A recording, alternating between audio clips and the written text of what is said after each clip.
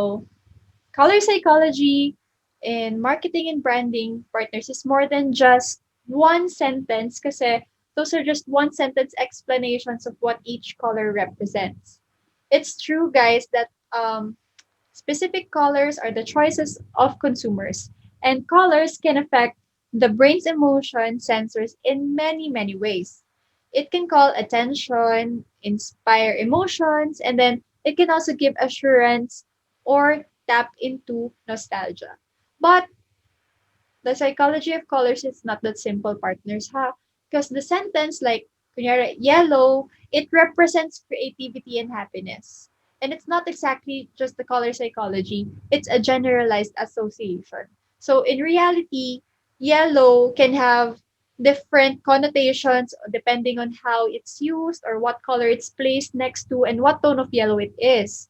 So yellow is not it's not always like happy, jolly, or creative. Sometimes it's also sickly, it's also pale, it's also sad, it also has a negative meaning. So as an example, I would be giving you this. And um, ay, hindi pa pala to. Hindi ko na ilagay. Okay, let me just have this example no dito sa background natin sa presentation. It is quite yellow. It's a yellow ochre if I'm not mistaken. This yellow no here is very strong kasi it catches your attention, 'di ba? And it makes you feel empowered. That's why I chose this color as my background, as my presentation background. So combining this yellow, for example, I would just give an example. What if I put a lion there? And a roaring lion, no? So, eto, meron ako sa likod, Lion King. Ayun, no, kung makikita niyo yung maliit na Lion King doon. What if, naglagay ako ng roaring lion dyan na malaki, no? What would, what would, what impact would it give you? I think it would give you a stronger impact. Am I correct? So, for better understanding why using the right colors is so important, partners, in content marketing is because it is best to first review the basics. The color psychology in branding and marketing is primarily based on how people feel about color, and that comes from how they experience color as children and during the transition into adulthood. So, as in the human perceptions of color, as newborns, no, I have two kids, and napansin ko sa kanila to. I usually, when they were newborns, I usually buy them, very bold colors lang, like red, gray, white, black. Because as newborns, humans can only see black, white, and gray. But at around 5 weeks, no, 5 weeks time, the baby's first primary colors, no, that they will see is color red. So yun lang po yung nakikita nila, no, sa first weeks of life. So they develop the color vision gradually until about, I believe, 5 months. And this is the age where they can finally see all the colors. So it's that early, no, it is that early that color starts to have meaning and perception. So when the color red becomes very associated with fire trucks early on, toys nila, or at the same time, um, as how the color represents or becomes associated with the sun, and green with the leaves of the trees, these early colors these early color associations form the basis for everything color psychology is about. So, in fact, these first perceptions, no, of color are inherent in every culture, and in the US, pink is associated with um, princesses, ballet dancers, pag sa Japan naman, sakura, yung blooms nila, yung cherry blossoms, and is really perceived a bit differently. No, so knowing these subtle differences can help you better tailor your branding and marketing efforts, especially if your products and services are international. So, um, some color here Some color perceptions are universal, like the white lab coat effect. No? The color effect explains how most people feel safe and better cared for when a doctor is wearing a white lab coat. Hindi po ba? Sa sa hospital, wala tayong nakikitang very colorful colors like um, light pink, yellow, orange. Kasi yun yung parang sinasabi nilang white lab coat effect.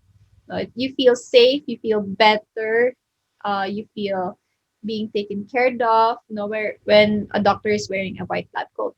So another example of color perception worth mentioning is this one, yung nasa ating background, is the Coca-Cola logo, which is recognizable by the majority of the world's population. So, ayan. So, alam niyo na po na pag red and white, minsan naisip niyo na po yung logo ng Coca-Cola. Hindi po ba? So, the Coca-Cola logo is white over red. And the bottle caps are also red. Kung mapapansin nyo, pag nabukas kayo, bumili kayo ng bottles ng Coca-Cola, no? The bottle caps are red. And the merchandising is also red. If you see trucks, no, passing by sa highway or dun sa mismong planta nila, it's color red. Why people know that the red is the color of Coca-Cola. And things like these eventually form color perceptions in the minds of people. So, since they have grown up seeing the Coca Cola brand around them, they will always recognize it as something that is really a part of life. So, when they eat a particular meal, no, they will instantly look for the red fridge in the restaurant kasi they would ask for a Coca Cola. 'Di ba? If nasa canteen ako nung nag-aaral ako, may magkakatabing vending machine sa tabi dun sa food court namin. And whenever I crave for soda, no, kahit nasa medyo peripheral vision ko lang siya, yung red dun na vending machine, alam kong nandun yung yung Coca-Cola. So, nakaupo ako dito, I'm drafting something and then nauhaw ako. So, direct ako kahit hindi ako nakatingin sa daan. Basta alam ko yung kulay nandun. Alam ko na yun yung Coca-Cola na hinahanap ko. So, that's really, really epic. It's really nice and it's really good. No? One good example. Kasi mabilis siya ma-notice. It's really noticeable. So, feeling ko kapag tinurn natin yung Coca-Cola, siguro nag-turn siguro si Coca-Cola ng ibang color, maybe pink or maybe yellow. No, one day, siguro mako-confuse lahat ng mga tao kasi nasanayan na natin yung color red. 'Di ba? Okay, here. Sorry, hindi pa pala. Ito na. Sige, ito na lang. So, yun nga, kanina sa Coca-Cola, yun yung mga napansin ko, ay na-observe ko. Kasi, the logo kasi ng Coca-Cola, yun yung essence ng brand loyalty. No? Yung red, which is what color psychology in marketing is all about. So it goes really deep into human behavior, no, and how we interact with our perceptions of color. So before we can go deeper, no, dito sa next slide natin, before we delve deeper into the color meanings and perceptions, let's take a look at the essence of how color really works. So let's understand the color theory. Okay, here we are. Kung nakikita niyo yung colors na yan, no? Yung additive color model, subtractive color model. What is this, Coach Andy? So, the color theory, guys, is a technical language of for explaining how color works. So, if actually, basically, it is the art and science of how different colors mix and match together to look visually appealing and convey messages. So, nakikita niyo dito yung yellow, yung magenta to cyan. Ito yung pigment ng CMYK. Ito yung usually na ginagamit sa mga printers. And then, the green, red, blue, no? The light RGB, usually sa mga other printing materials, yan mostly sa mga advertisements ginagamit. But, yeah, it's more technical. Pero dito muna tayo sa basic. The basic visual tool for understanding color theory is basically the color wheel, and which has long been educational hands-on tool for learning, discovering colors. Since no mga primary pa lang tayo sa elementary, no, we discussed the color wheel sa art classes, no? Sa art classes natin. And um, that really conveys a very, very good understanding um, about the colors, the shades, the hues, the tones, no, of each shade and color. So the basic ones, no, unfortunately, sometimes it predates modern technology kasi it can be confusing katulad nitong nasa background natin when trying to understand the difference between the colors on the screens and the ink in professional printing machines. So sinabi ko kanina, um, the artistic colors, no? The artistic color wheel, itong dalawa na to, which starts with the primary colors, red, blue, and yellow, no? Is created with pigments, paints, inks, or natural dyes. So this is still how it's done in schools, no, with tempera or fingered paints. Artists and illustrators, they also learn color theory, with this color wheel, no, early on their studies. Yung professor ko binigay sa amin tong color wheel theories na to when I was in maybe yeah, the first semester of the first grade, first week. Ito yung discussion namin. So, yes. The digital designers, no, and artists though, they learn two additional color models, no, in order to work on screens and send content to print. The CMYK ito and the RGB. The CMYK pigment is called the subtractive color model, and the light RGB pigment is called additive color model. Okay. So, sorry. The color model for printed material, okay? Let me please take note on this. The color model for the printed material is called the CMYK. Okay, so the color and the other one, the color model for digital material is called the RGB. So the CMYK color model, it stands for cyan, it stands for magenta, yellow, and key, which is black. So the CMYK color model visualizes how colors are mixed together with pigments. So these includes the inks used for printing any type of marketing material katulad ng mga flyers, katulad ng brochures, katulad ng merchandising, t-shirts, magazine, and etc. etc.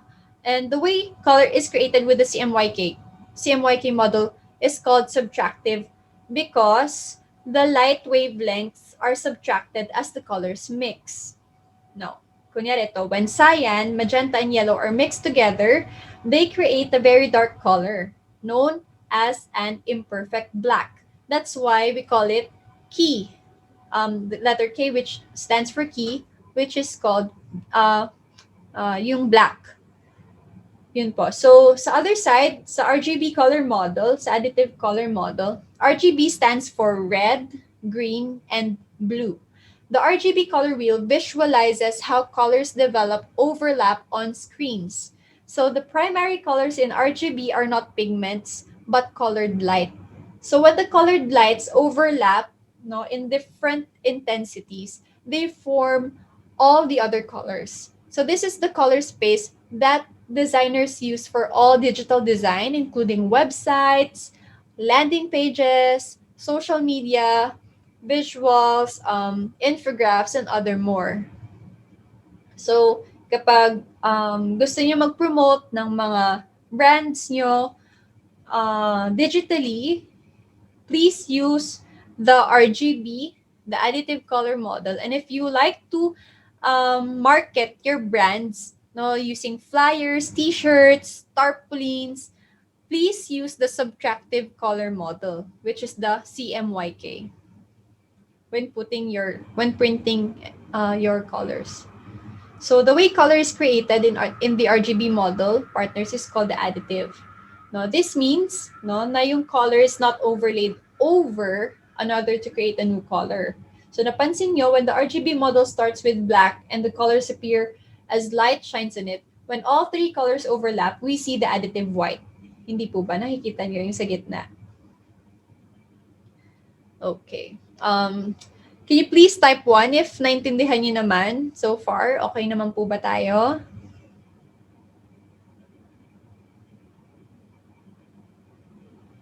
All right. So, okay naman. Okay. So, let me continue, no? Partner. So, when a designer creates for content, no, para sa printing, you switch to CMYK color space. Inulit ko po ulit para ma-memorize or maalala nyo. No, when working on digital content, use RGB. When working on the contents for printing, use the CMYK. Diba? Okay, so when the same content is used for both, designers start with RGB. And then, magsiswitch ka lang ng CMYK kapag magsisend ka na ng file sa printer. So, from the computer or from your screens, use the RGB. Tapos, kapag magpiprint na kayo, no, isisend nyo na sa printer, please use the CMYK. Kasi sometimes po, yung mga color adjustments, it can be, kailangan maayos po na siya para ma-ensure po natin yung consistency ng colors along all mediums. Okay, next. Okay, primary colors in art, CMYK and RGB. Okay, so the primary colors, no, are colors which cannot be created by mixing any other two colors. So in fact, they form the basis for all the other colors. So in the classic color wheel, we have three primary colors. No, number one is red, second is yellow, and third is blue. There you go. Now, no, you might be wondering why this isn't the case with the CMYK and RGB models. Why? Because of the way the human eye sees the color. So during the late 17th century, Isaac Newton discovered with his prism experiment that color came from light. So his interpretation of the rainbow, um, red, orange, yellow, green, blue, indigo, and violet, was the first visual tool for scientists to understand color. So with the evolution of digital screens and modern printing, the color spectrum shifted to accommodate how we use light and ink to create color. Ayan, ito po yung I think this is Boutet's color circles. No, this was designed during the year 1708. So the CMYK color model was introduced in the early 20th century by the Eagle Printing Ink Company. So after testing different pigments, they concluded that the best three colors to achieve the largest number of colors were cyan, magenta, and yellow. So the RGB color model is sometimes confusing kasi yung main colors nila ay red, green, and blue instead na red, yellow, and blue. And this is because the RGB model is made of colored light. And when the color red and the color green light shines together, they make yellow light. That is why the yellow cannot be one of the primary colors in the RGB model. Okay, so the RGB model was incorporated into color television screens. So if you're old enough, no, pero hindi ko naabutan yun, yung wala pang color, you probably remember that when you look at the TV screen closely, talaga, yung pag minalapitan yung tingnan yung mga TV screen niya before, you could see red, green, and blue rectangles. I am not sure. I haven't seen it sa sarili ko, pero that's what they say. So, what happens naman kapag yung color natin nag-combine?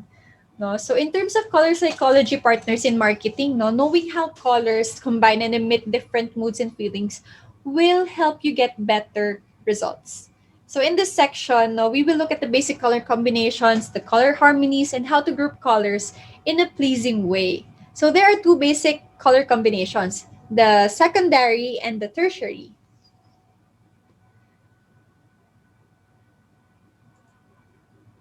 There you go.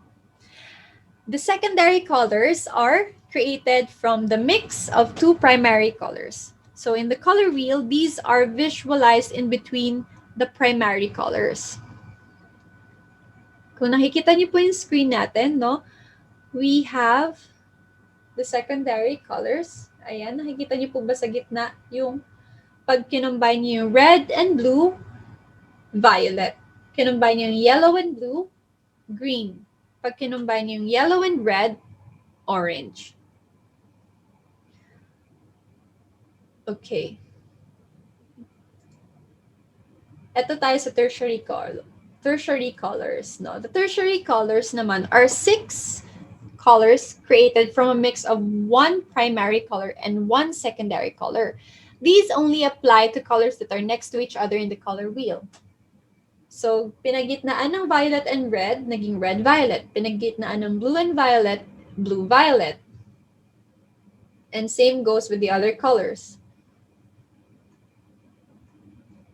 So, for the color picker, all the primary, secondary, and tertiary colors complete the wheel. So in the color wheel visualization, notice how the colors are cut into sections on the left. These nuances make the infinite gamut of possible colors. Here, on the right side, if you're aware, sa Canva, if you use Canva Pro, the dashboard, mapapansin niyo yung dashboard niya. On the right side is a screenshot of the color picker. That is similar inside your Canva Pro dashboard. Not exactly like that, but somehow very kaparehas, halos kaparehas niya. Do you see, yung similarities and differences between them? Itong isa, yung color picker, yung isa, yung color wheel. So let's take a deeper look at how the color wheel is set up and how it translates into the color picker on your dashboard. So for the nuances of color, take a look at the color wheels. At first sight, we notice the primaries and secondary, and the tertiary colors, I believe. Then when we notice how the center of the wheel is white on the left and black on the right.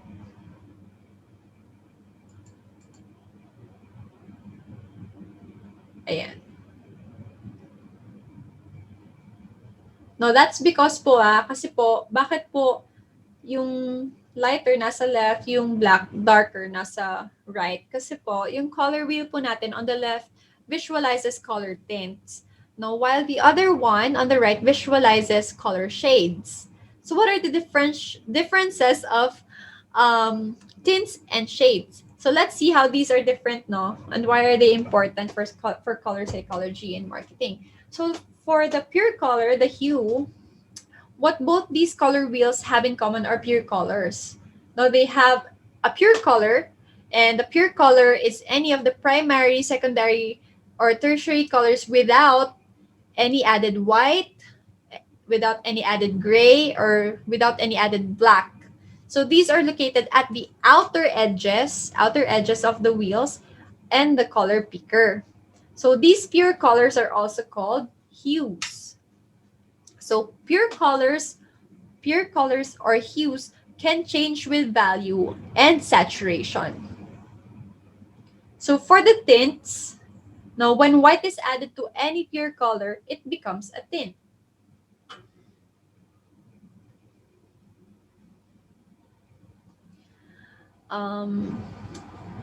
Kung nakikita niyo po yung yung dito sa presentation ko, these are commonly called the pastel colors, yung nasa left side. Kasi they are softer and they are paler than the pure colors. And the tint can also be light, then it almost resembles white. So for the shades, on the right side, when black is added to any pure color, it becomes a shade. So this technique is used to create a darker, dulled down version of any color. So yun po yung pinagkaiba nila. So for the tones naman, when another possible color adjustment to consider is by adding gray, a mix of black and white to any pure color. So this can create millions of different colors. Tones are rarely used in the digital color pickers kasi po, except in professional programs lang kasi like the Adobe Design. Kasi, very important po yung saturation.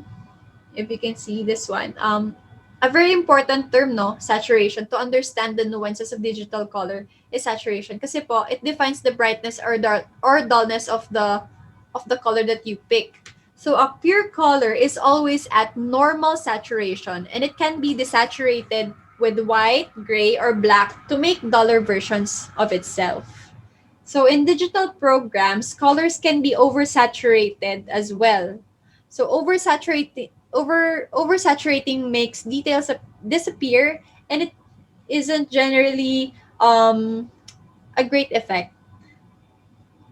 So if you use saturation of color at different levels is what color pairing is all about. For example, some saturations like blue no look good with pure yellow, and while others might clash visually.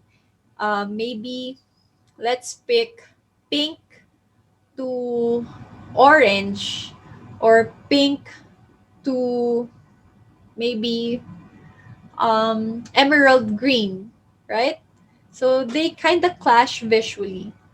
So why are these nuances important in visual marketing?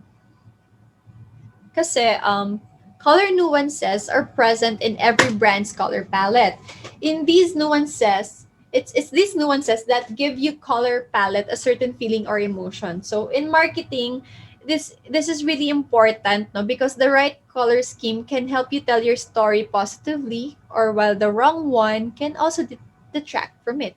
So, for example, a brand with a saturated, vibrant color scheme, with mostly pure colors, no, is likely to send a message of liveliness, a message of youthfulness, and urgency. So, a good example of saturated colors to send a message is the infographic landing page for one of the Atlassian's products, Confluence. I think I have it here. This one. Um, Atlassian is one of the pioneers in the usage of elaborate design systems in which color palettes play a large part. So in this infographic, no, medyo blurred, Atlassian's designers use the most saturated colors in the secondary palette. No, they used the secondary palette, no, with this infograph. And uh, when you click on the CTA, I'm not sure, but the colors return to their neutral branded blues. If you would go to the website, no, the saturated versions were only used for this specific infographic. So why?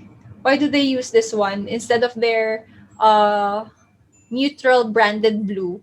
Is because they want to catch your attention. Kaya kinuha nila they picked these colors.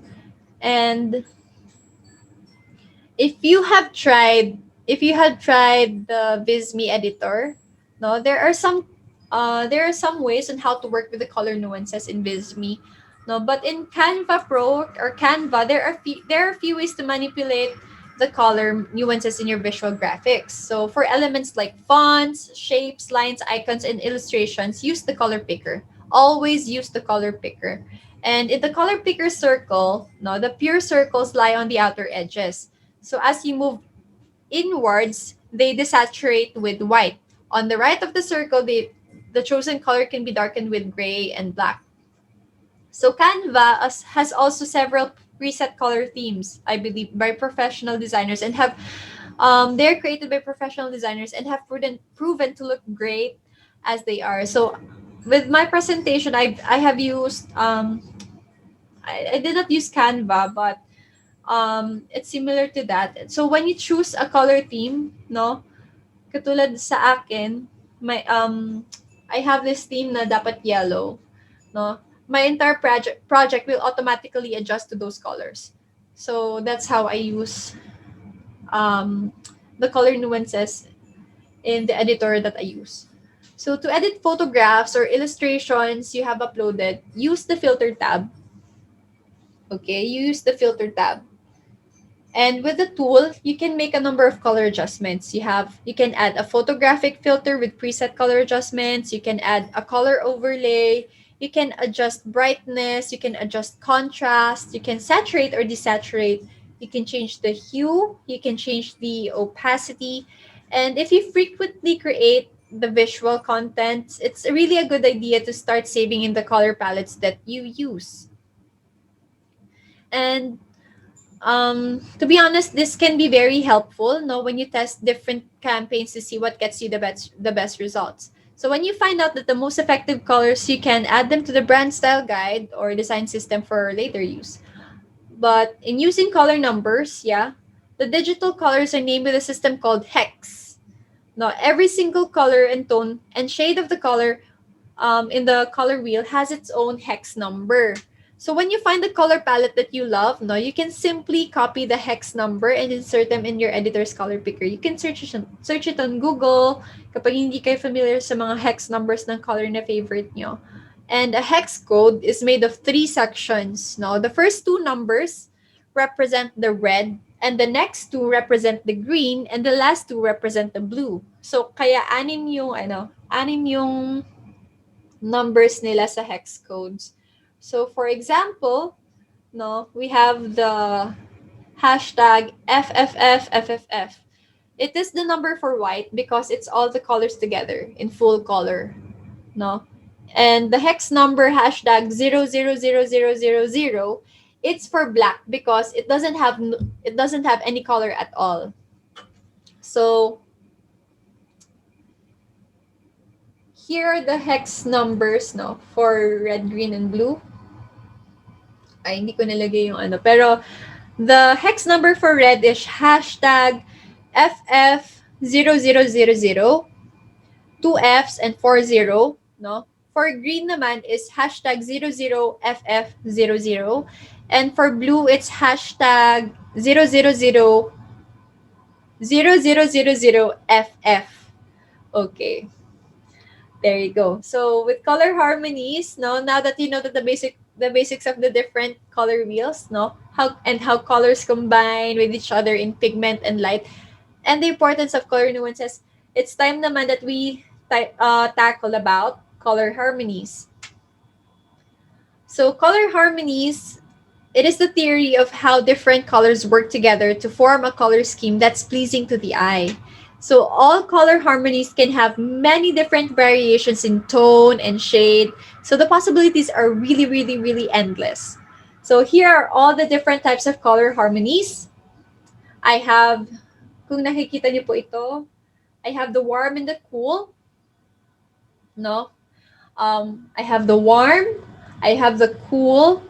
Later on, I would be putting examples for the complementary, analogous, monochromatic, triadic, split complementary, tetradic, and square.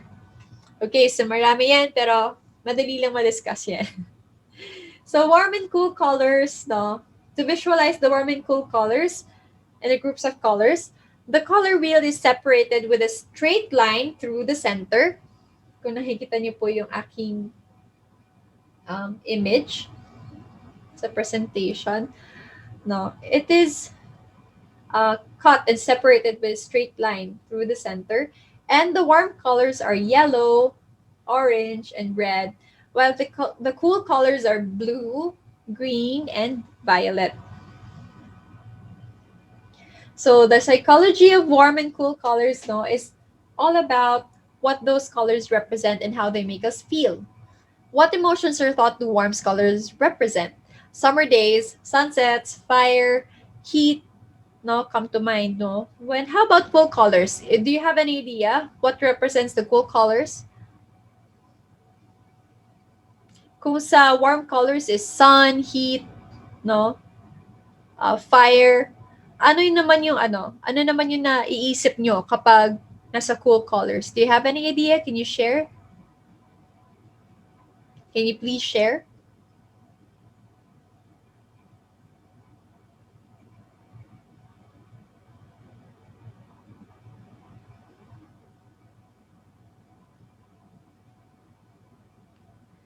Wala? You can type it in the chat box.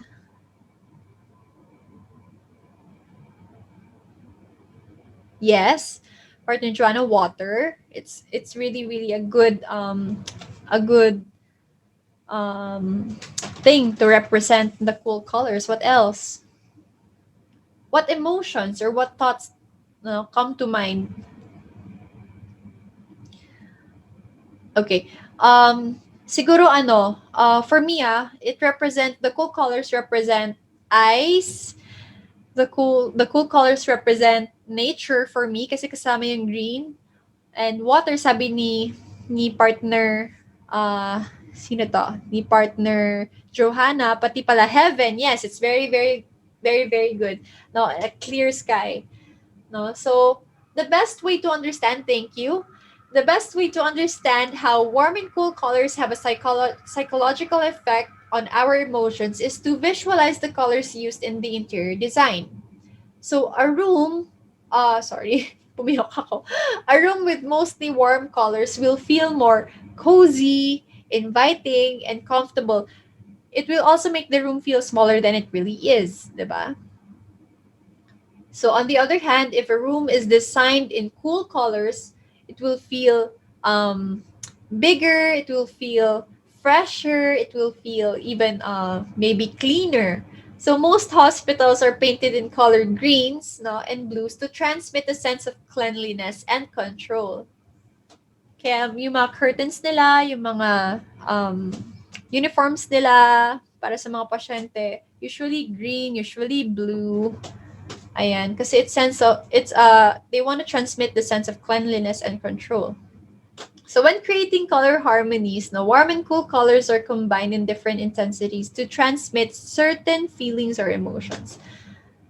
And one technique to combine warm and cool colors is to make it pop.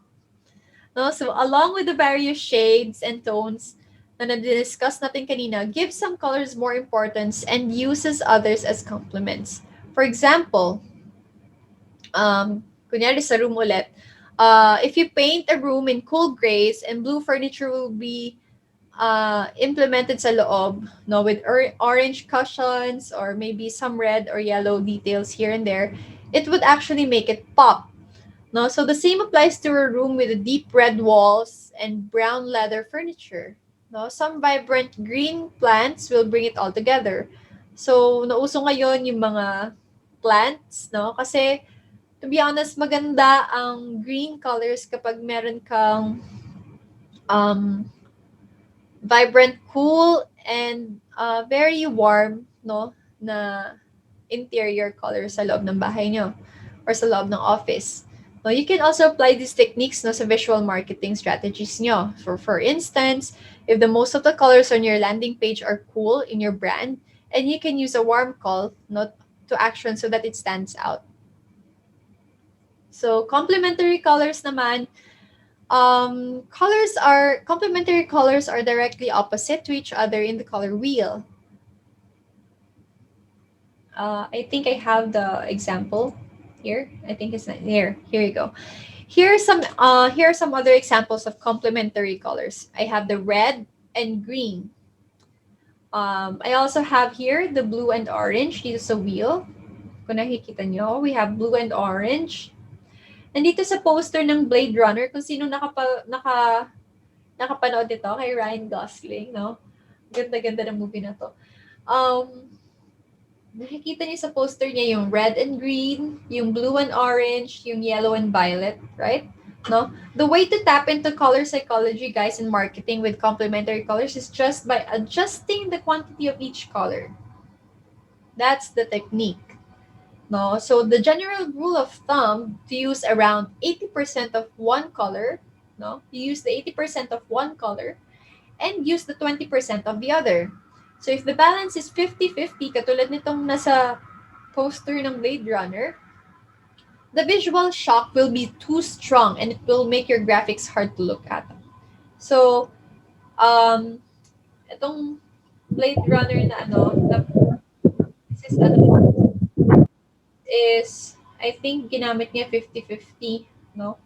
Dapat iniba na lang nila yung Blade Runner na, color ng Blade Runner na title. Para hindi masyadong blunt bold yung poster. Pero anyway, the complementary colors are usually one with warm color and one cool color. So a well-balanced color harmony with complementary colors can be inviting and interesting to look at.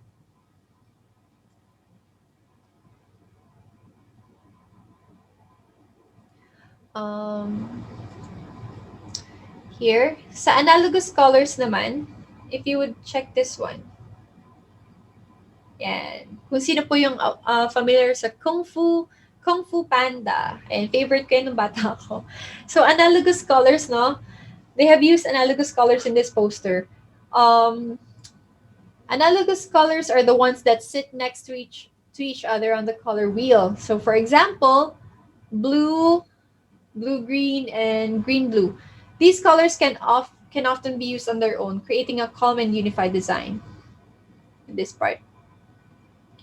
So if you think about it, no, the analogous colors are reminiscent of how color appears in nature, like leaves, flower petals, and gradient colors in the sky.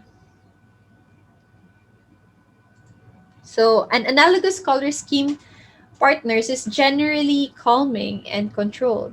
It's a good idea to use an analogous palette when your visual graphics need to transmit a sense of knowledge, but not too much excitement. So if you give one of the three colors dominance, no, and use the other two as accents, make sure that there is enough visual difference between each color so that they don't blend or compete with each other. So next, for the monochromatic colors, if you have watched the recent Aladdin, no, napakaganda niyan. A monochromatic color harmony, ito munang pink pala, sorry. Itong Grand Budapest Hotel. A monochromatic color harmony, it is actually made up of various shades and the tints of the same hue. So kung mapapansin nyo, using a balance of shades and tints of just one color, katulad nitong pink, can make a really interesting composition of light and dark areas. Ginamit niya yung one color lang, which is pink, tapos ginamitan lang niya ng monochromatic colors ng pink, and dun sa entire Budapest Hotel, no? Nilagay niya lang lahat ng monochromatic colors, which is really, really, really beautiful and pleasing and good and fresh siya sa mata. So I'm actually looking at it. So pasensya po, hindi ako nakatingin sa camera, but it's really, really nice. And this might be not the best, no, not the best choice for a marketing graphic kasi po it gives you a general feel of a monochromatic palette na which is really deep and nuanced. Pero if you create contrast with a monochromatic color, which is really difficult even for artists, no? Mahirap siyang gamitin. So lalo na kapag gumagawa ka ng para sa isang brand, no, na medyo madating or maraming visions or maraming services. So medyo hindi siya magandang gamitin for those types of business. So, kapag gumagamit ka ng color harmonies katulad ng triadic colors dito sa susunod, which is the Aladdin, you use three colors that are equally distant from each other. Mas catchy siya, mas bold, and mas makaka-connect siya between the chosen color lines, no? Kasi it would end up in an equilateral triangle. Kung makikita niyo po yung triangle dito sa color wheel ni Aladdin, the triadic colors used here is orange, purple, and somewhat parang teal. No? A triadic color scheme has either two warm colors and one cool color, or other two cool colors and one warm. So, magkakapalitan lang sila if you want to use those. For this type naman of color harmony, no, it can easily look overwhelming, no, and visually modeled. For example, when you choose a triadic scheme of tertiary colors, things can get muddy if the shades are too dark. So, however, no, if a triad of secondary colors naman will be used, no, it will look neutral, and a triad of primary colors will create a vibrant and lively color scheme. So, pwede mo nang ikutin yung triangle na yan. Sabi ko, if you want to use this harmony, it should be one cool color and two warm colors or either pwedeng kabila naman, two warm colors and one cool color. So for digital graphics like us, when we use the graphics in the digital side, the tertiary and the secondary triads may not be a good idea, ha? So they are way too dark and moody and they're suited for fine artists. So stick to the primary triads in varying shades and tints. So if you gonna use this one, better make sure that the triads that you're using are very good for designing no your logos and your brands or whatnot. Okay, I have this next one. I want you guys to focus on the New Yorker. They have used the split complementary colors, no? Another color scheme is this split complementary. This is actually similar to the complementary color pairing, but the colors aren't perfectly opposite to each other. Kung nakikita niyo yung baliktad na letter Y, ayan. In this harmony, there is one color on one side and two colors directly across on each side of the complementary. So if, for example, katulad nito, if one color is red, the other two would be yellow-green and blue-green. If one color is blue-violet, then the other two would be yellow and orange. So, kapag in-adjust mo yung Y sa right, ayan, pag in-adjust mo din itong isang color sa baba, kailangan kunyari nilagay mo instead of red maging green, magiging ano siya, gitna siya ng pink and purple, tapos red orange. So split complementary color schemes are generally very pleasing, no? But when you should always follow the 80-20 rule na sinabi ko kanina with the dominant color. No, if you would use that, 80% of the other one and 20% with the other one, the final result can be a really great looking graphic, a really great looking logo. So for more depth, a lighter variation of one of the two can accent colors. It can actually accent the colors if you use a lighter variation of that. Next would be the tetradic colors, which is the one under my example underneath the New Yorker logo. We have this poster of McDonald's, and they have used the tetradic color. Tetradic color harmonies are made of two pairs of complementary colors, such as red green and blue orange. So these are generally quite difficult to balance, no? Kasi you are using four colors together that can often make your graphic look oversaturated. But when a tetradic color scheme is well balanced with shades, tones, at saka yung mga tints niya, it can really look very appealing. Katulad nitong ice cream na to. So for a marketing point of view, this color harmony needs a lot of testing to find out what works with a particular brand and its audience. So just be very careful, partners. No, just a little bit too much of one color or another, and the entire mood of the image can change. So we have naman the square colors here, which is the Disney's Pixar Inside Out. One good example of this. Kasi ginamit po nila yung square color harmonies, no, sa color wheel natin, which is blue, red, yellow, and green. So like the tetradic harmony is McDonald's kanina.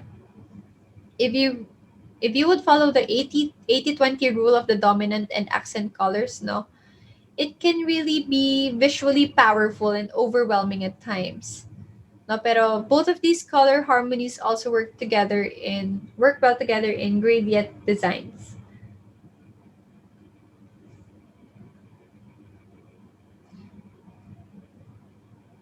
So, if you create a balanced color scheme, in creating a balanced color scheme, medyo blurred, no? Pero, It's okay. I'll just send the picture sa GC natin kasi medyo blurred dito.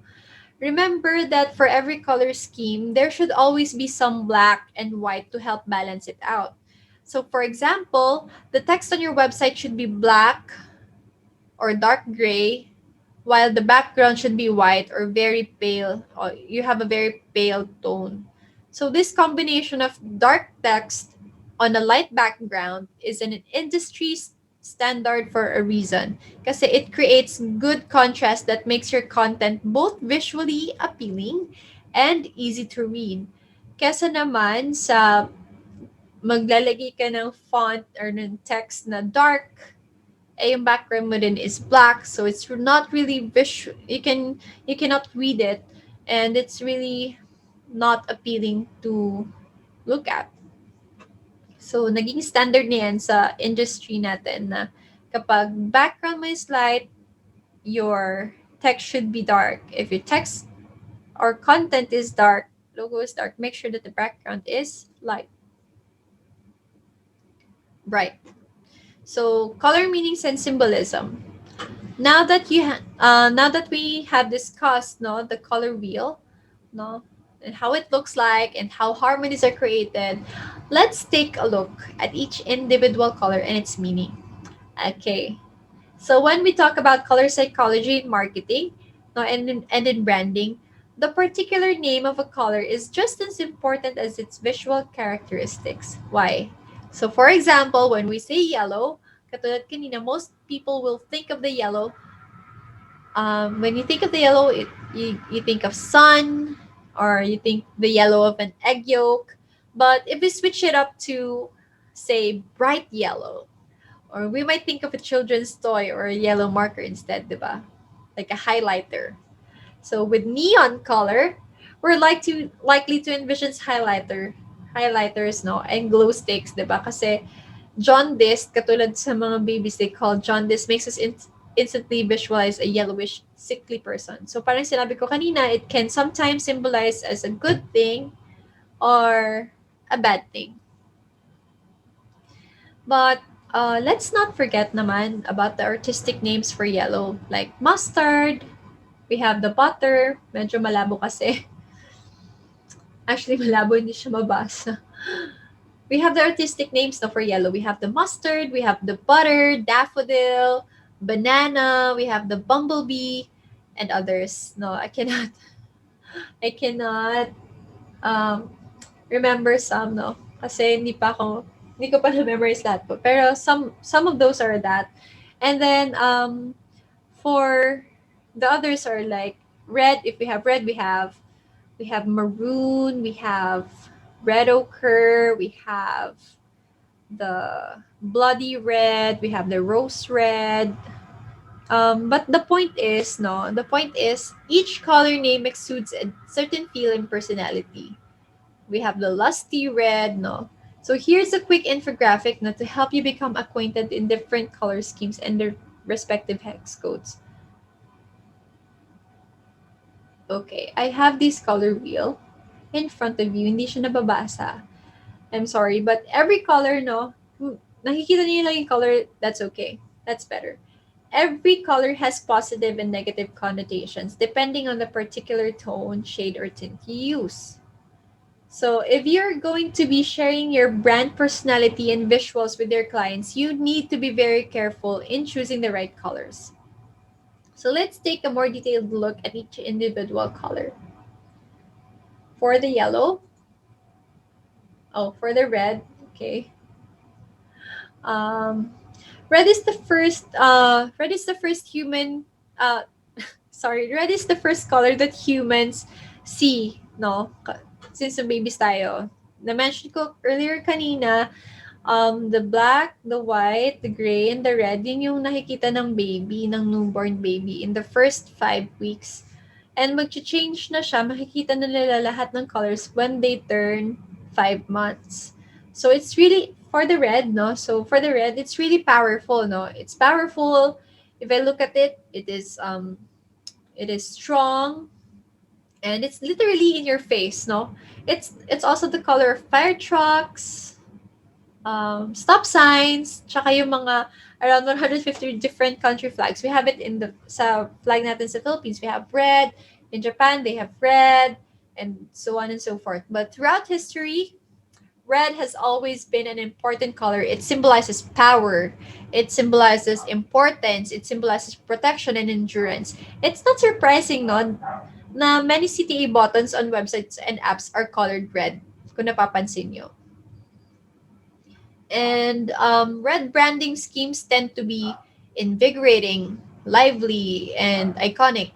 So take the logos of YouTube, Target, Coca-Cola, no, for example. Red is memorable and transcendent.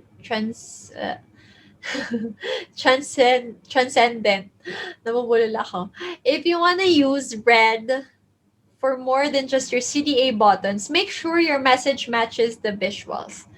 Now, sometimes the same tone can exude both positive and negative color meanings. For example, a bright red, katulad nito, can symbolize these bright reds like Scarlet, Ferrari. They can actually symbolize power. They can also symbolize danger. Now, if you want to give your color red a positive connotation naman, use positive words associated with it. In your content marketing, if you use powerful descriptive words that imparts a positive message, use this color. On the other hand, if you're using naman red as a symbol of danger, then make sure that you use universal recognizable signs like the red do not symbol, katulad ng do not symbol, 'di ba? Ginagamit nila ng ang red for that. So if you add white or yellow to a color red, no, it can give a soft and cheery feel, katulad ng McDonald's. Similarly, adding black to red can make it look moody and deep, katulad ng Netflix.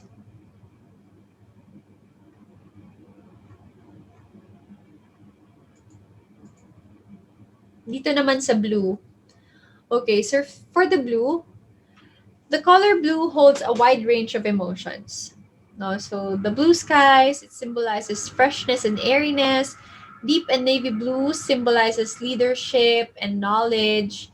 And the lighter blues are associated with babies and children's toys. So blue has been an important color throughout history and in the fine arts. No, so in most religious paintings, Mary's robes are colored blue. Hindi po ba? Napansin nyo? And notice how blue is extensively used by corporate and technology websites, katulad ng Facebook. Ayan. So this is because it can symbolize trust, reliability, and intelligence. So most health-related organizations like insurance resellers and hospitals use blue in softer tones. Dito. Kasi blue is also the color mostly preferred by both male and female consumers. So, para naman sa orange, no? The playful and vibrant orange inspires movement and happiness. And a mix of red and yellow, orange is both inviting and creative. It is actually orange is actually the kind of color that really stands out for me and can be a uniting factor in many different color schemes. I really love orange.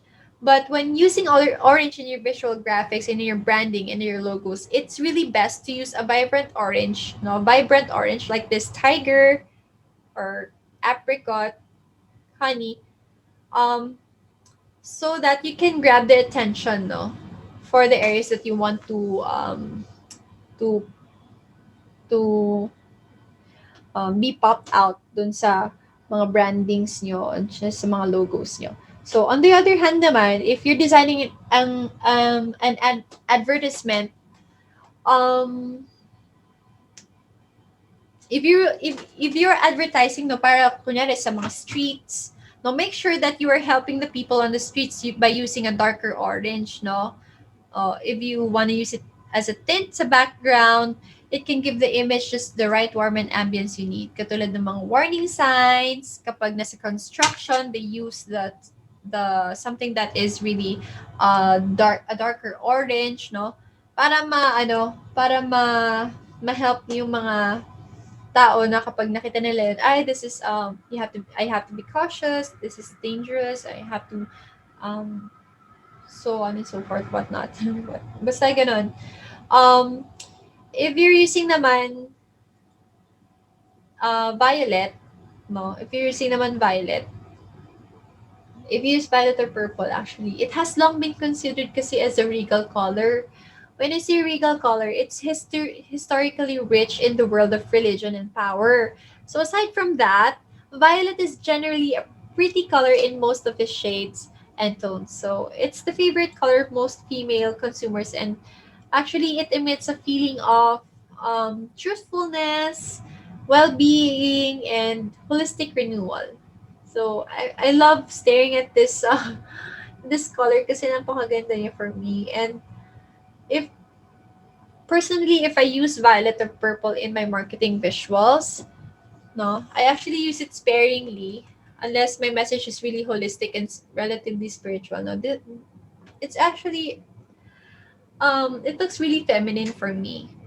And I have observed, no, sa mga ibang mga marketing ads, brands, and logos, they use feminine products and websites. Tapos they have this kind of color. But it has kind of a lighter version of this violet for backgrounds and accents. Kasi para ma-catch nila yung attention ng mga female consumers.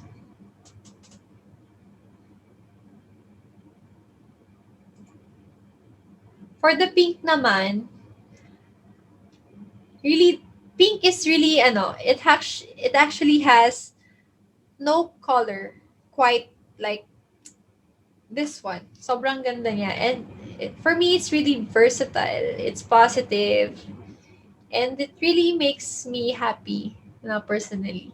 And it's the color of cotton candy. And little girls like it. They use it in ballet tattoos. And my kids love pink. No, they always use pink whenever we go out and buy something, from cakes to candies to toys. They actually choose pink. Why? Um, sometimes whenever I buy some candies for them, they always choose the pink bubble gum, or sometimes I even planned on dyeing my hair pink. Yeah, kasi it's really a modern hairdo nowadays, no? If you color your hair pink, no? It's really fun. Pero the color pink is really used on a lot of products targeted for younger women, no? So, but even though pink is generally a feminine color, it can also work for gender neutral products. So, sabi daw nila before, one thing that I have known, sabi nila, nag-originate daw ang pink gamitin ng mga men. So, yeah. I really did not believe that it was really used by men in the first place. But, yeah, actually, it all depends on your audience. If it will really be hard to sell carpentry tools, no, if you have the color pink, if I imagine. But it can really work for sports attire, I believe. Pero usually, ang target nila is feminine. More on the feminine side for me.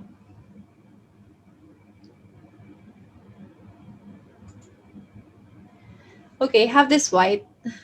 I have this white. Now, white is the color that we generally use for paper and wedding dresses.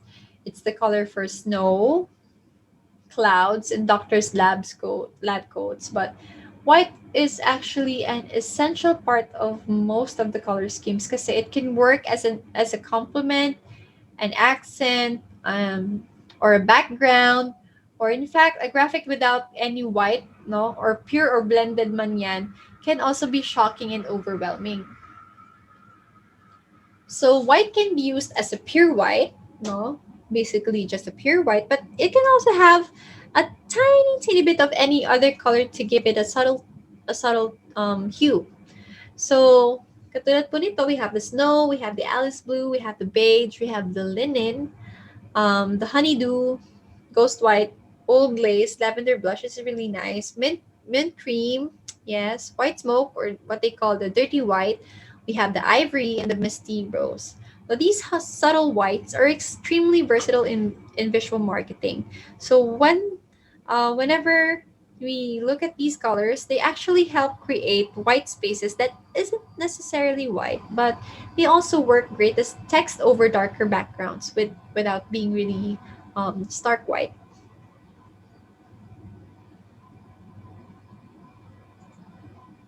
Okay, we have the black. No, color black no is elegant for me, and it means for me it's kind of give me the feeling of being refined. Yeah, when I look at it. So when black is actually shiny, it exudes luxury and finesse.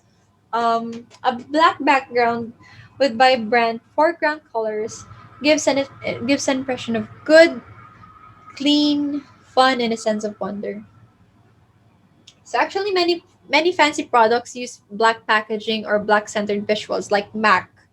Now, if you're familiar with the MAC makeup, no, the mapapansin niya black ang gamit niya. If you also think of the brand like Victoria's Secret, no, they actually have the black background over the pinkish, purplish text. And yeah, those many fancy products they use the black packaging, no, for black centered visuals. But if you think of a makeup packaging katulad ng Mac or smartphones or other products that are black, it actually gives you an emotion and the visual of it feels elevating. Nakakataas siya. So it's more classy. No, it's more professional. It's more serious. So ganun yung binibigay ng black sa atin. So one way ahead, let me share you this color na din naman. How about brown? Okay, partner Andy, what about brown? Similar to green, no? Brown depicts nature and is really perfect for neutral products. So brown is like a supportive color that supplies a rooting effect to other colors and that creates which creates an ambience. So if you can see these hues, no, really beautiful. Uh, Actually, these are really perfect, no? Kasi it depicts nature, eh. It depicts the natural side, no? And brown is really a supportive color kasi it supplies a rooting effect. And it's also easy to get wrong kasi it looks good in a light shade and combine if you combine it with light colors. So, if you would look at the Manila brown paper, the brown paper, no, or sa tissue paper na brown na natural, no, it's very common na maisip natin that it is natural, it is organic, it is eco-friendly products katulad ng bamboo colored, and that type of brown papers or that type of brown branding chosen by some designers is very important no, kasi it really needs to look both natural and it really has to be visually classy at the same time. So if it's recycled paper, it tends to look uh, clean and really not dirty. There it is. So that's how it goes with the brown. Lastly, how about the metallics? Coach Andy, how about the gold, the silver, and the ochre, or the bronze? Actually, these metallics are a range of colors that resemble, yeah, these colors like gold, silver, and bronze. But technically, uh, they're actually color pigments now with some really metallic powder mixed in. So digitally, a metallic color, it's actually achieved with gradients and light effects that stimulate a metallic response. Um, in its most basic form, uh, gold is actually yellow, silver is gray, and bronze is, I believe, it's a pinkish yellow. Yeah, it's a pinkish yellow. And if you actually use these metallic colors in visuals, it's very different on screen and on print, huh? If you want metallics on print, you should talk to the printers about their options and ask for proofs to see how it comes out before making a decision to print it. But if you're interested to find out more about the history of color and symbolism, no, I would suggest you read the book. Um, what is this? The Symbolism of Color by Ellen Conroy. I can give you the link to that. It was actually written in 1921. It's a really good book, but it's still relevant up to now. It has really it can give you a full rich knowledge about the colors. Again, so what's that? The Symbolism of Color by Ellen Conroy. So the color meanings in behavioral psychology. So, as humans grow and interact with their surroundings, they begin to create personalized perceptions for each color. So, for example, a person who grew up in a happy family in a house with a blue door will always associate the blue color with happiness and contentment. But on the other hand, if a child grows up with an abusive parent who wore a blue uniform to work, or the child saw this blue color every time they were abused, no, they will always relate that blue color to pain and hurt. This is why the color is so relative when it comes to designing visual material, no? Kasi um, it actually you cannot know the color perceptions for every single person, no, na makakakita ng color din sa ng visual material mo sa marketing strategy na yon, no? You cannot say na dapat ito talaga yung dapat isipin mo. If you see this blue, kailangan magandang isipin mo. Not like that. So what you can do to study your audience persona to a level where you know generally what they generally prefer, no? Um, you should really study, no? You should really review, study, and sometimes make examples, or um, ask for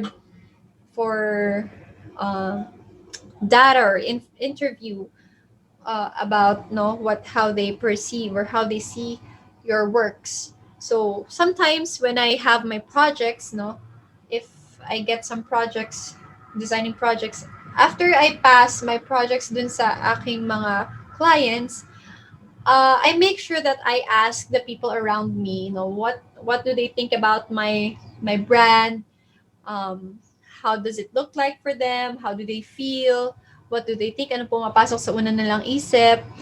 And yes, oh, sabi ni partner Stephen, no, para kasing naging social construct na siya na may gender implication in colors. Yeah, it's true. Kanina I have mentioned it. Na yung pink colors sometimes nagkaroon siya na ng brand, ito para to sa mga babae, and kapag blue para sa mga lalaki. So, I really study my audience personally before I pass my projects to my clients. So, it's really important, no, to discuss your logos, your brands before you pass it. Lalo kaya I practice you guys sa group chat natin para makapag-discuss tayo doon, makapag-brainstorm tayo, and it can really help you improve your branding skills, your designing skills. And if you test, no, if you test the different color schemes, no, it's also an excellent tactic to see what really works for your ideal users and customers. What if um, you have a client that targets children, and yung ginawa mo is a bit darker, like a very dull orange, or a very dull colors like bold colors like red, or dark purple, or something brown, no, I believe na the kids will really not like it. So kailangan mong pumunta sa mga bata to check if this is nice, do you like it? What do you feel about this color? And kung ano yung mga response niya, you have to take note of that, no, para ma-add mo siya, you make your branding or your designing much better. So, that's really good tip. If you design naman sa mga principles, no, when you use color, um, beyond the general 80%, 80-20% rule that I have mentioned earlier for dominant and accent colors in color harmonies, There is a group for design principles known as Gestalt principles that will help you understand how to best use your colors in your marketing graphics. So the Gestalt principles, um, GESTALT principles are a list of design rules that help visualize how different elements interact with each other in a composition. So these principles apply not only sa color, but pretty much everything. Like you can introduce a visual graphic, like the Gestalt design principles are simplicity. People visually interpret complex images in their simplest forms possible. We have simplicity, similarity, no, when similar objects will feel grouped or look like they belong together. We have the proximity, the objects that are close to one another that will seem like they are related to each other. We have closure, which our brains tend to fill in missing information and ignore gaps. Tapos we also have figure and ground, when the brains tend to perceive objects as either being in the foreground or in the background. We also have continuity, when people perceive lines as continuing movement, or we have order and symmetry, when symmetrical and balanced objects seem whole and complete. And lastly, um, sync. Synchrony. Yeah, synchrony. When brains perceive elements that look like they are moving in the same direction but related to one another. So, those Gestalt design principles, I would be posting na lang sa GC so we can have a note of that. No, those Gestalt principles can be considered as a list of design rules for to help you visualize how the different elements interact with each other when you design, no, when you compose your logos and your brands. And it's really nice. When it comes to business, you can also add that up. When you think of your vision mission, you can use your Gestalt principles. And um, lastly, no, I have this color blindness. So color blindness in visual design. This discussion is really very important because some people are really, really colorblind. And around um I have read, no, that 8%, no, of men and 0.5% of women are in the whole world, in the whole world are colorblind. So how can we help them? How can we reach our brand to them with how can we reach our colors to them? No, when you design you have to take note. You have to consider them.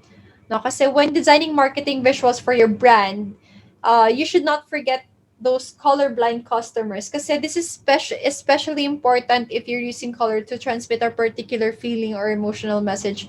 For example, most colorblind people are unable to see the color red.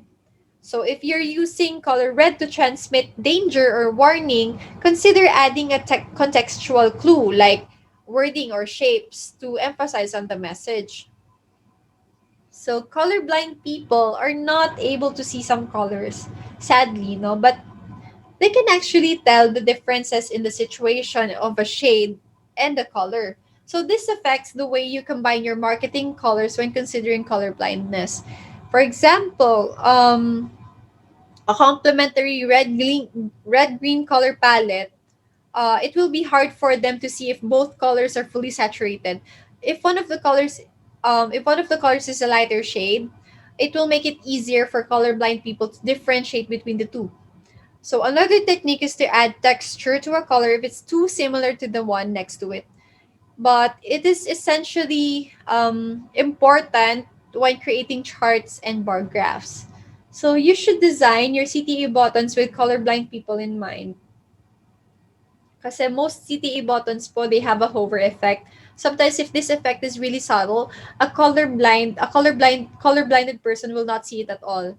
So if you try using a completely different tone or shade for the color and adding a border to the hover, it will be much better for them.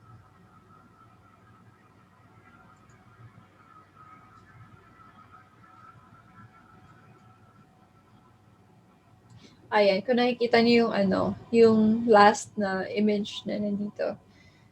Ayan. Kapag parehas silang dark, no, if we will not hover and make, ayan yung city, hindi siya masyadong, pag hindi siya bright or wala siyang borderline, hindi siya makikita ng isang colorblinded person. So, yes. In the culture naman, when we talk about the culture naman and gender in color psychology, no, katulad sa sinabi ni partner Stephen earlier, kasi we mentioned about the color pink, no, and how it represents different things in, like in US and Japan, and from female to male. But the same goes for nearly all colors in different cultures naman. So marketers, no, or designers like us, no, we should consider these differences when creating visuals to make sure that they have desired impact on their audience. For example, the global perception of the color red is danger or passion.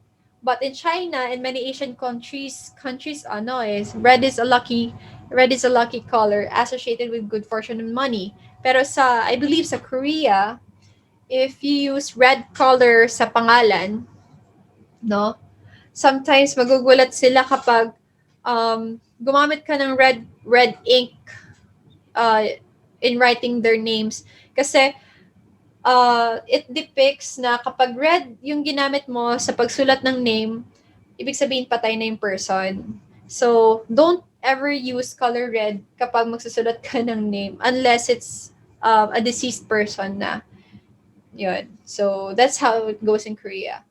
Tapos, I'm not sure with the other countries kung ganun din, pero yeah, ganun siya. So, for example naman, uh, yun, just like the cultures, no, we have the different, it gives a different impact, no, in color meanings. But for men and women, we often prefer different colors and combinations naman. Pero some colors are really associated with females and other associated with males. Katulad ng pink and blue. No, but some colors can be considered gender neutral and can influence any kind of consumer. Katulad sa fashion industry, any color will do.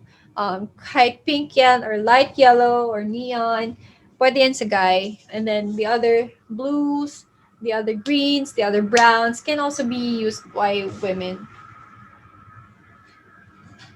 So there you have it.